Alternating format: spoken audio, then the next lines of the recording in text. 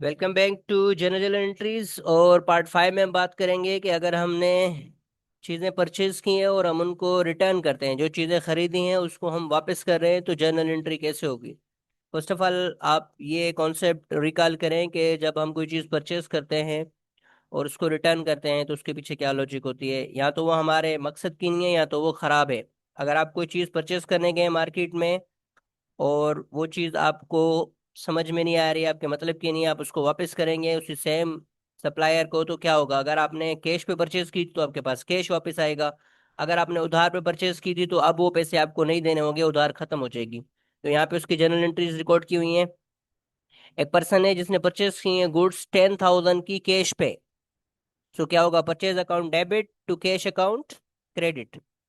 लेकिन कुछ टाइम के बाद उसको ये लगता है कि ये चीज़ें मेरे हिसाब से नहीं है, अब मुझे रिटर्न करनी है। तो अब क्या होगा, ये एंट्री रिवर्स हो जाएगी, अपोज हो जाएगी, उलट हो जाएगी। क्योंकि कैश उसको वापस मिल जाएगा, कैश अकाउंट डेबिट बाय 10,000, और अकाउंट आएगा यहाँ पे टू परचेज रिटर्न, खरीदी हुई चीज का वापस करना। सो इस एंट्री के पीछे कॉन्सेप्ट देखे क्या है। परचेज कर रहे हैं, एसेट हमारे पास आ रहा था, चीजें हमारे पास आ रही थी, और कैश हमसे जा रहा था, एसेट हमारा रिड्यूस हो रहा था।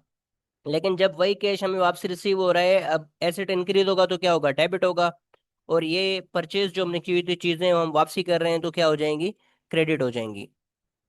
आई होप कि ये बात आपको समझ में आई होगी।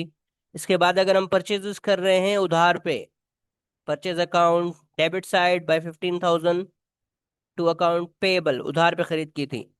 अब अगर ये चीजें हम वापस करें तो क्या होगा, पहले लायबिलिटी इंक्रीज हुई थी, अब ये लायबिलिटी यहाँ पे डिक्रीज हो जाएगी, क्योंकि अब ने चीजें हमने वापस कर दी हैं तो पैसे अभी हमें इसको नहीं देने होंगे।